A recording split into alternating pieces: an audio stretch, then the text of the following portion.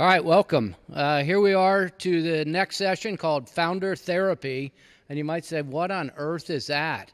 And the good news is we have no idea. So here we go. Let's give it a shot. So this is a group of entrepreneurs that have gotten together. We've spent quite a bit of time together, but in all honesty, this is the first time the five of us have been together in person. And so you say, okay, well, why are you guys here? Let's talk a little bit about that. Let's talk a little bit about why founders might get together. Not talking about mentors. Now we're talking about peer-to-peer.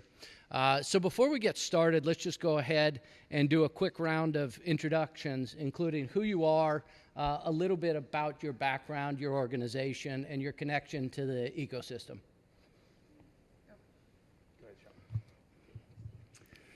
Hi, I'm Sean McCosh. I'm from Cincinnati, husband, father of three. I am one of the partners at Differential, which is a digital product agency here in Cincinnati, as well as managing partner of the Apollos Project, which is a company that helps create innovative technology for churches. My name is Kirsten Moorfield. I am a co-founder of Cloverleaf. We are a startup that launched out of Cincinnati about 3 years ago this month. Actually, we launched our commercial product. We've raised angel capital, venture capital, and really our product automates coaching. We do automated coaching to everyone inside of an organization. And I'm also a mom and a wife and all those good things too. Nick Jackson, motivational speaker and spiritual entrepreneur.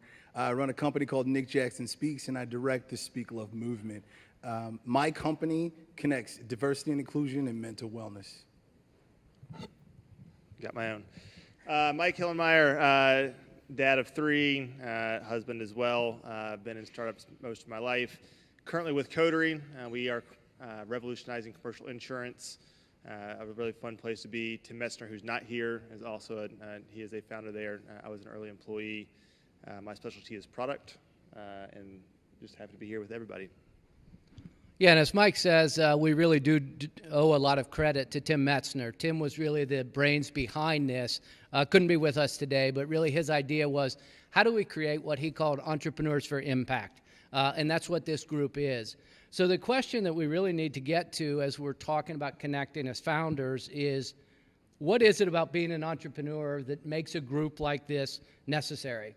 Asked differently, like, what are the challenges that you've experienced on your own journey that are really challenging, really difficult to go through alone? Well, first of all, I'll just say, when we say we're in a group, we get together every Thursday morning on Zoom and have through the entire pandemic and spend a good hour and a half being each other's therapists. And the reason why we need that is because high anxiety, feeling the weight of the world on your shoulders, you've got a lot of responsibilities as a founder, and it's just really emotionally difficult. And there's also like practical things that we run up against that we can talk through with each other, whether that's people things or like more like tactical business things. My short answer, I don't know how people don't have a group like this who are in entrepreneurship. I feel like entrepreneurship is a super lonely place, can be a super lonely place. As leaders, you're going through a lot of things that most people don't understand.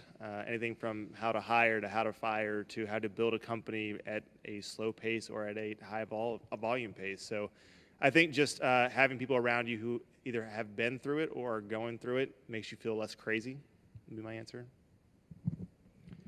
Yeah, I would say, too, as entrepreneurs and founders, we have other responsibilities. We all have our sort of day-to-day work responsibilities and our roles, but also there are leadership responsibilities, right? How to lead these teams, how to raise money. What does it look like to, put yourself on the line and go out and get credit and, put your home up as collateral? Those are pressures that a lot of people that are just employees may not feel, and so it's good to have people to speak with about, like, how did you handle that, and how are you processing that? So I think there's a lot of emotional stuff as well as tactical, practical advice that we can get from asking each other questions. And you also should not talk to your employees about it. So that's the isolation part. No, Kirsten, push on that just a little bit. I mean, there's a reason that it's founders talking to founders rather than founders talking to employees. Talk a little bit more about that.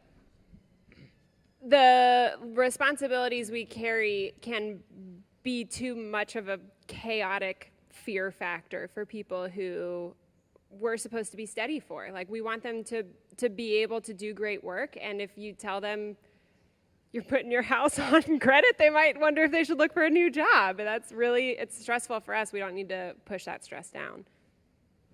I know for me, the therapy part that I really need is to just know that you guys are also struggling too. So a lot of times when you're an entrepreneur, you're only looking at yourself and your organization and your numbers. You don't recognize that other people are going through drama just like you. And to know you guys are all successful and you're willing to be transparent, it makes it special.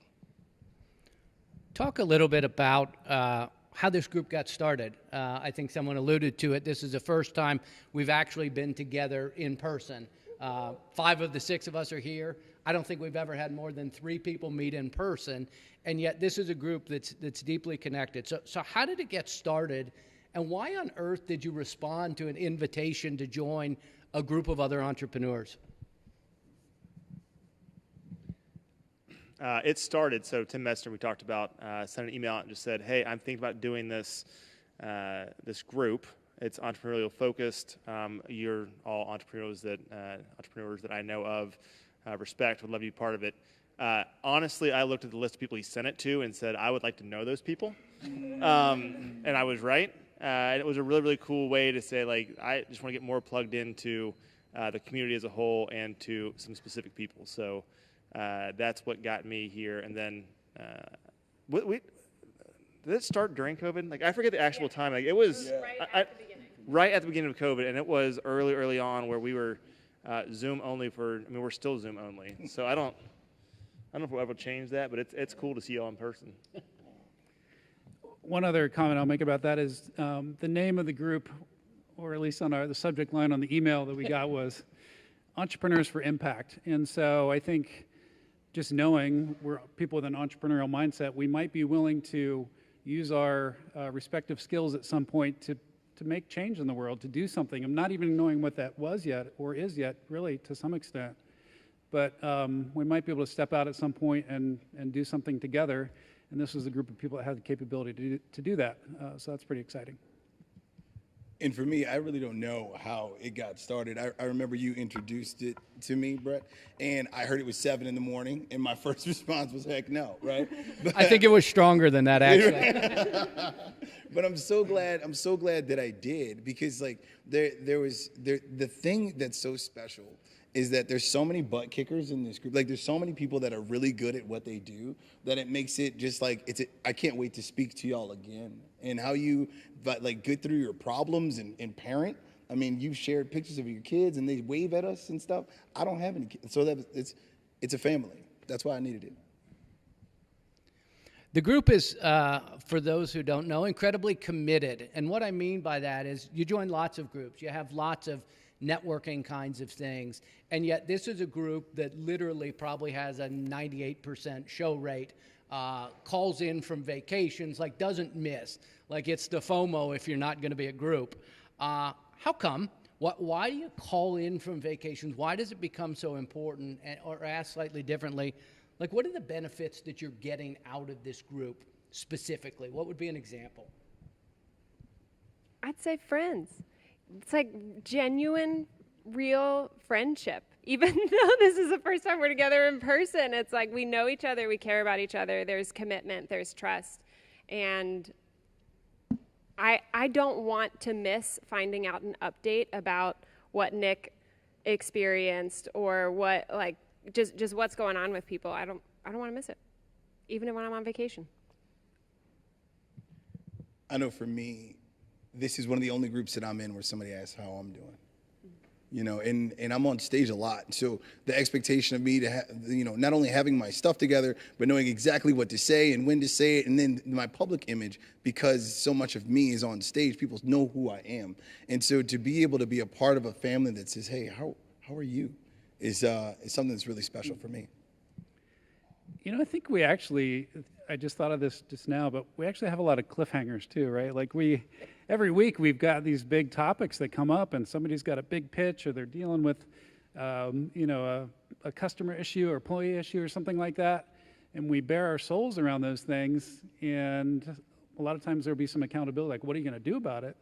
And we get to find out the next week, right? So that keeps us coming back too. I don't know who in the betting pool had 14 minutes into me crying on stage, but it's you won. I love it because there's for sure, maybe this is just me, maybe a lot of entrepreneurs, tons of moments of self-doubt of just like, I don't know if I can do that thing. And I feel like this is a group where you can be truly vulnerable to say, here's how I'm feeling, here's what I'm feeling. And there's no judgment. There's no, it's just like a great community to build into you to say, here's who you really are, here's who we see that you are. And why I don't miss, to answer your question, is I feel like if I do miss, I've missed a handful of times, like my week's worse. I don't have as much gas to go. I don't have enough things to get out there. So I am better because of this group. 14 minutes in and crying. Talk a little bit more about content. So right now we just hear group. We hear, okay, there's a few issues, but talk about an issue that has been particularly interesting or important to you, or a topic where you're like, oh man, I'm not sure I want to go there, but maybe with this group I will. I'd be more than happy to talk about this. So during the 10-year of my time in this group, DE&I went from being like a negative term where people really didn't want in this kind of leadership, was something that was negative, to being super popular. Like I went from being in situations where people were negating and just disgusted, and then all of a sudden they wouldn't stop calling my phone. And then not only on top of that, it went back to being something that's a negative term. And so to have the closeness of the group to be able to kind of ride the storm with you is something that's so important, especially being a person of color in a group of a lot of other folks that aren't of this certain hue. Knowing, just being real, just knowing that I'm accepted here and you're willing to listen and to ride with me on this journey means the world.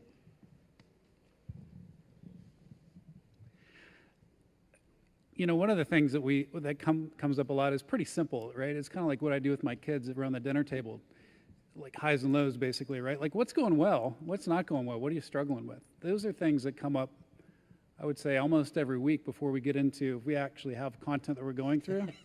We'll get derailed by that, and that might take the whole, hour and 15 minutes, hour and a half, but it is really great time for therapy. And again, it can be very practical things, like help me solve this business problem or get connected with someone. And there's some amazing stories about how that's been helpful to folks. But sometimes it's just cathartic to be like, look, I got to act as if I have it all together all the time around my employees, so everyone's got confidence and vision and all that stuff. But, startups and young companies are tough. Like, there are a lot of things we're doing for the first time, and we can kind of lean into each other for help in those areas. We do sometimes have like planned content, and like we are in the middle of something that's planned content right now, and last week we got to it about 45 minutes in, which is like more than halfway through for us. We meet for an hour 15. And what derails us is we're just like, hey, how's it going? What's happening? And I recently had something where I was like, oh, I'm just kind of thinking about whatever. And Tim was like, interesting, tell me more about that. And I was like, I did not realize there was more to that. I suddenly realized I'm incredibly emotionally uncomfortable. And then now Brett Smith is asking me more questions about it. And so like friends who just see each other and like you think you're talking about something unimportant and they dig in with questions. They don't let you just be like, and how are you today? Move on and gloss over it. Other stuff is like, oh shoot, we need to hire somebody in marketing and I don't know. Oh, somebody knows somebody and they connect and then we end up hiring that person, right? Other things are like we're trying to figure out how to do better content for our board. Like, how do you do a pre-read more effectively, right? And like get actual like feedback from each other on that. Or, I mean, like the list is endless. It's like, what is stressing you? What kept you up last night? That's what we're going to talk about. And true friends that like care and ask you digging, prying questions about it, which is very helpful. So that's awesome, and that's really helpful if you have this group already. But if you don't have this group and you're like, hey, I want something like that, or asked differently, I hear the word, and Nick just cringed the first time we used it, vulnerability. but I've heard it 3 or 4 times already while sitting here. How did you get to a place that you felt comfortable enough to bare your soul, right? If you always keep your guard up, you're always this great, successful entrepreneur. How and why did this group allow you to sort of drop that guard a little? How did that occur? So for me, it wasn't as much about being vulnerable than it was about. But you hated the word. Oh, You I did. hated it. Yeah. Let me tell you. But I'm used to being vulnerable and using vulnerability to make my life safe. I'm not used to being vulnerable and stepping into this area of vulnerability, right? To be connected with love. That's something, and I'm kind of pointing at you, Brett. This is something that you do really, really well. And I think a lot of people, they would love to be involved in a group like this where they can be vulnerable and be loved at the same time. And just because I'm being vulnerable, that doesn't mean I'm right. And you have no problem to let me know when I'm wrong. You feel what I'm saying? And like we need friends like that. Thank you for that. I think it's the commitment, like the continued commitment that you like people show up so consistently, so that builds a level of trust, which allows us to know that we can talk about things together. I think also space for silence. Actually, Mike is the bomb at space for silence. When he's like leading the conversation, you'll wait like 5 minutes of silence and he'll smile and say that was the best. And I think like, I don't know, it just doesn't feel like hurried to give short answers. Like we truly give each other space and ask digging questions to go deeper. And we all do it together. Like nobody's holding back. So that would also undermine trust. Yeah, another thing is I think it became clear pretty early on that this wasn't just a group that was meeting, once a week for an hour and 15 minutes. People would follow up with texts, after that big meeting that you said you had, like, how did that go? How can I help you? There's a lot of interaction, both in group texts and individually, outside of just that meeting time. And that's not always true, right? I think that was a little bit unique about this group and super helpful. It helped us all be like, oh, these people really care and they're following through and consistent.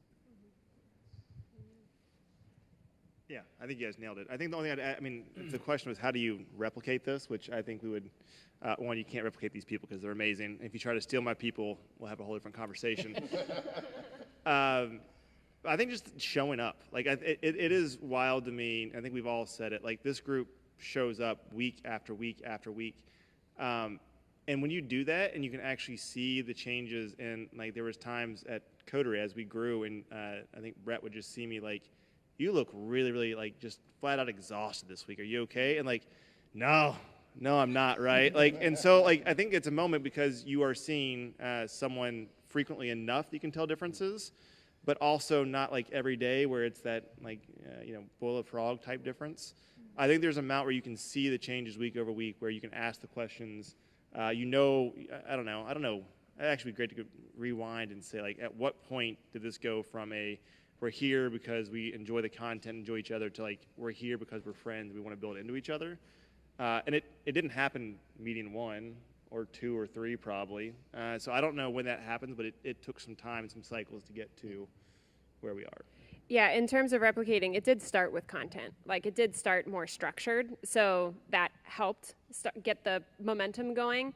Another thing I'll say is like, we don't let each other get away with just complaining, which like, we ask the questions that force you to go deeper than that. And because that's so consistent now in the group, like, I don't know, I've been a part of other like networking groups or whatever where people can just kind of stay really surfacey by talking about just negative things and then moving on. Whereas this group will say, but what about you? What role did you play in that? How are you emotionally processing that? We've been through a lot. We've been through fundraisers. We've been through big deals won or lost, or big deals that we thought we were going to get that were lost. We've been through COVID. We've been through parents that were sick, like you name it. And that's just over the last 18 months. But one of the things that's unique about this group is the role of faith. And so it's really bringing together entrepreneurship and faith. So, wonder if you don't mind sharing, like what's the role of faith, and why does faith affect sort of the functioning of this group? Dude, you said spiritual entrepreneur. Right. Like, let's go. No, I was not going to go first on this, but for me, I was preaching in a church, and then I moved from preaching in a church to now preaching in businesses. And so I had to change the way I speak. I can't say the words God or Jesus, faith, and prayer. These words are now negative words. And so to be with a group of people where we could talk and I can hear how you guys do it. So it's not just me on stage, it's also you guys in your everyday conversations. As a faith-based person, how do you speak in a way that's welcoming and accepting to all? And this is something that I definitely had to learn. Next thing, very quick, right? It is such a blessing to know that I could tell a friend of mine, like, hey, I need some prayer on this. And you actually do it. This is something Mike does well. So I will be in a situation, and he'll send me a text. We all do this, but I'm specifically pointing this towards you. You'll send me a text, and you'll let me know that not only are you praying for me, you're praying for this specific issue that I asked for help with. And, like, that's special. That's special. Can I reverse moderate this? Brett, I'm the moderator. how would you answer this question, Brett? So if I thought about it, right, one of the things that faith does, and our Christian faith specifically, is it brings us together in a worldview. There's a certain way that we look at the world that might affect the way that we might raise money, the way that we might try and get customers, the things that we might do. And I think it's that uniting sort of foundation that allows us to also cut through a lot of the friendship building, right? You already start with a common worldview. You can get to, right, there's almost a thought of like, you can get to deep trust quicker. Usually trust takes either a long time, right, or lots of interactions. And this was like, no, you can already start pretty far down the line and recognize that the person you're talking to is coming from sort of a same worldview, which isn't always common there.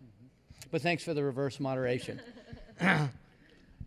I would echo that. I mean, I think it's really important to have more than one thing in common, right? In this case, it's entrepreneurship and faith, and that allows us to grow trust pretty quickly. A couple groups that I've been in that have been really durable, that have lasted, years, not weeks or months, that's been true. I'm in another one it's called Hunting Bourbon and Leadership, and we're all interested in hunting bourbon and leadership, right? Some are work-related, some are not, but we all have a lot in common, and that leads to easier dynamics around communication. The other thing is, like, we have a lot of problems to solve, and there's biblical wisdom that we can draw upon, and we may not have it all memorized ourselves, but this group has an uncanny way to be like, oh, remember this principle? I think that applies to your exact situation. It reveals that, and it's like, oh, aha. Then you have like a real interesting, specific takeaway after the meetings, after we talk about it. I think it also raises some issues, some of which are very secular and make perfect sense, like a servant leadership, but others that maybe don't, like a word like humility isn't a word you typically associate with entrepreneurs. And so it also gives you maybe not just a common language, not just common wisdom, but uncommon wisdom that maybe doesn't always go hand in hand with what we might think about entrepreneurship. And so it actually raises novel ideas and novel ways to deal with some of the exact challenges that you're confronting.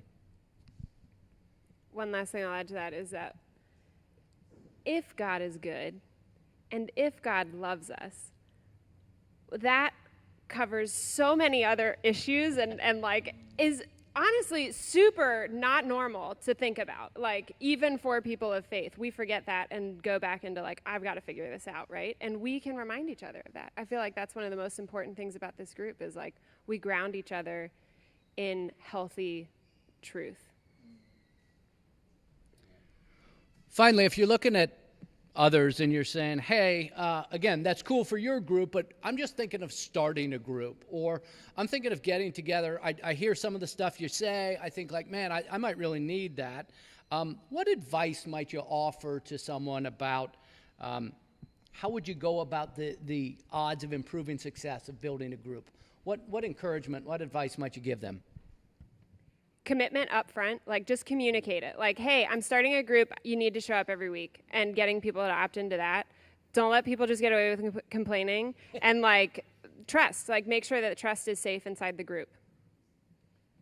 I do think there's some amount of content. In our case, it's faith-based content. It could be any content, right? I think there's an amount of, Kirsten talked about how we use content to go deeper, to establish trust. I think that is for sure true. But having some content at least lean on, talk through. I had something else, but the clock's ticking down at me. It makes me nervous. I'll be real quick because I know we got a minute left. Commitment in comedy. I'm sorry, I didn't mean to cut you off, but be committed. Make sure you show up to what you want. Make sure you let people know what you want, and make it fun and funny. If it's not fun and funny, why would anyone want to do it? And I think just being honest about a time that will actually work too. We do 7 a.m. Thursdays. Most of us don't plan meetings at that time so we can actually get there. It's not always easy to get up, but after the meeting, I always say, oh, I'm so glad I did that. Yeah, and I think the overall encouragement would be like, hey, I know this isn't normal. You say founder in therapy, you're like, oh, man, get out of here. I'm not listening to this. Quite the opposite. I think our experiences it has been truly transformational in terms of how we approach our work, how we approach entrepreneurship, and how we approach relations. So I think our encouragement would be, I don't know how you find it, I don't know where you find it, but go find it.